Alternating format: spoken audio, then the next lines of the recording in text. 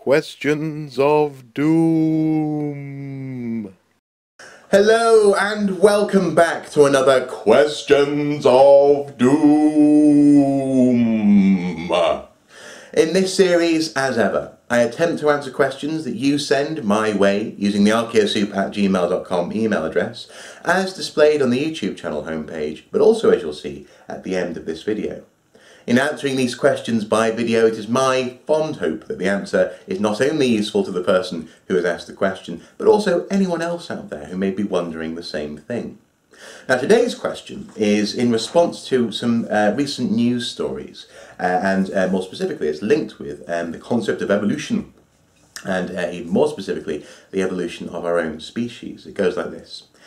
Dear Mr. Soup, one of the news stories you highlighted in a recent Archaeoscoop video featured a biologist debunking the myth that humanity had peaked in the Paleolithic in terms of, for example, diet, the way that our bodies are designed to respond to the environment, this kind of thing. I'll put the link in the information bar below. I have heard suggestions that civilization is making humanity less intelligent. Now, can both of these stories be true? Again, I'll put a link to that story as well below. Surely humanity is getting better and better. Doesn't evolution dictate the fittest and smartest and most capable survive? I'd love to hear your thoughts and see what others have to say in the comments. Salut, Podry5. Well, Podry5, I'm not quite sure if you're a he or a she, but I shall endeavour to be gender neutral in my response, as it were. However, you ask a very good question, and it's a question which goes, I suppose, in many ways to the heart of a key misunderstanding as to what it is that evolution is, and what it is to be successful, and indeed what is required to be successful. People often say evolution revolves around the idea that it's the most, it's survival of the fittest kind of thing. It's the most muscly, the most physically capable who survive. But actually that's not entirely true. A more apt sentence would be survival of the most well adapted. And there are two great sort of thought exercises which I think really illustrates this quite well. First one is hypothetical, well hopefully hypothetical, and that is, imagine a Third World War scenario, a horrible, horrible conflict unfolds, and all the fittest, strongest, most capable men and women go off and are killed in horrible ways, biological weapons, nuclear fallout, whatever. The people who survive will be the people who weren't necessarily healthy enough rather to go off and fight. I probably count myself in that bracket, actually. The people who are in bunkers, maybe watching YouTube and watching it unfold on 24-hour news. The people who weren't necessarily dictated by society as being all they could be, as it were. And therefore, it would be those people, the fat, unhealthy, the people who were pacifists, the people who weren't necessarily physically, butch and made to have a fighting mentality, who survive and who pass on their genes to the next generation. And that is the crux of the matter. To be successful from an evolutionary standpoint, you need to survive to pass on your genetic material to your children, to your progeny, as it were, and the subsequent generations. That is what success is. It's not so much what you look like now, or even what you're capable of now, but rather whether or not you pass on your genes. And in that way, it could be the fattest, as it were, who pass on their genes in that scenario. Another example is actually to examine small-scale societies, or some people might say tribal societies, where for example, often people have assumed that it's the most muscly, most capable hunting types who go off and are able to drag back a wildebeest or whatever for the rest of the camp to eat from, who are going to be most popular with the women and therefore most likely to pass on their genes, to have multiple wives and to have many, many children.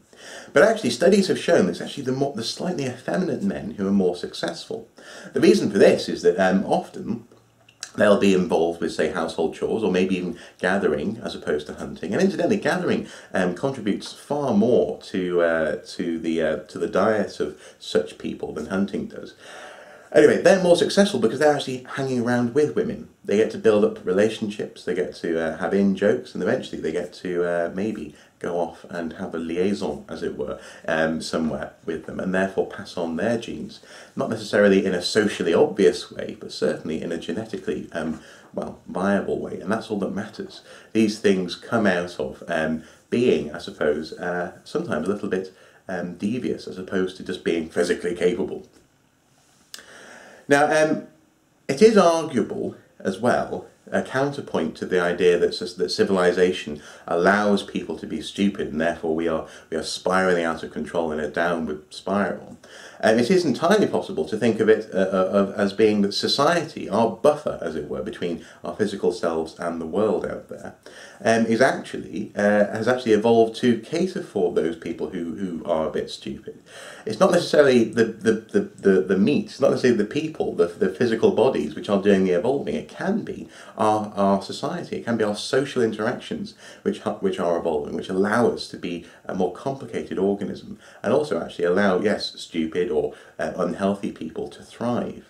So that's another aspect of evolution, as it were, which often is overlooked. It's not just about what we are physically, but it's also about what we're capable of, and the buffers that we put in place between ourselves and the environment. And in this instance, it may well be that society is actually an excellent buffer, which has evolved to help those people who are a bit dim to live, as it were. So therefore, I suppose this whole sort of discussion really revolves around challenging the idea that evolution is a trajectory, rather than going upwards and onwards and getting ever better. Evolution is more like a blob, which sort of moulds itself as according to whatever pressures are being put on it. So sometimes the blob may be this shape, but then a certain pressure comes in, perhaps it's linked with disease, and that will change the shape of the blob, and out comes something different. And that is actually, it's wonderful. It's one of the most brilliant things about evolution, about evolutionary theory. Now, this morning a news story was published based on some research done that Neanderthals may well have gone extinct because they had big eyes. And this, I suppose, illustrates another point, and that is that changes in evolution aren't necessarily good or bad. They're not necessarily about progress, they're just changes. So, potentially, I'm not saying this is necessarily true, there are lots of different ideas about Neanderthals and why they went extinct, but potentially they had big eyes to help them see in dark, cold European Ice Age nights, and that this headspace was given over to essentially having big eyeballs and having big visual processes towards the back of the brain, as it were. And therefore, potentially, they didn't evolve a complicated social cognition, which may well have led them to be easy pickings for being outcompeted by Homo sapiens. Now, there you've got a positive change, a change which helps the species in question, in this instance potentially to see in an environment where it might otherwise have been difficult to see, which led to them actually potentially being outcompeted in other ways.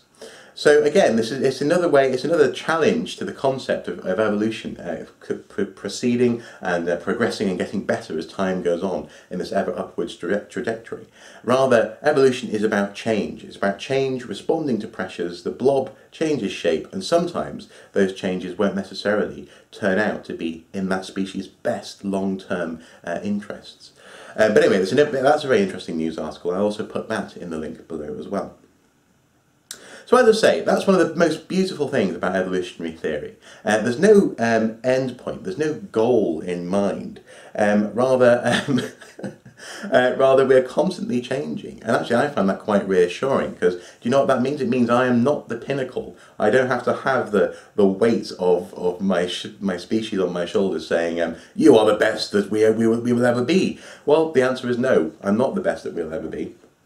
And therefore I can relax a little bit, knowing that I'm not the peak, and indeed there will never be a peak. And also in that way, it sort of really illustrates that life itself, the evolution of life, is a wonderful thing, and the way that we all respond to our environments and respond to various social and physical pressures on our being is testimony to the excellent, brilliant organisms that we are. Not to mention as well the fact that, for example, evolution isn't always about intelligence either. I mean, if you look at, for example, a whale, they can hold their breath for long time, and or for example, an earthworm. I haven't evolved to survive underground in that way, to eat soil, for example. Or I've certainly been led to believe they eat soil. But anyway, the point is that all of these different creatures that are around today, they've all evolved over time to meet the needs of the environment that they're in today. And in that way, they're all equally evolved. I'm no more evolved than an earthworm, and neither are you, Podry 5. But what it does mean is that, as I say, we're not at the end point, we're not at the peak of our evolution. There hasn't been a peak, and probably won't be a peak, as it were, unless there's some bizarre change in our understanding of these things. But it does also, as I say, mean that that you can take heart in the fact that no, you're not worse than people 30,000 years ago, but also you're not better. We're simply responding to a different set of environmental pressures. The blob has changed shape in order to fit the modern world, social environment and physical environment.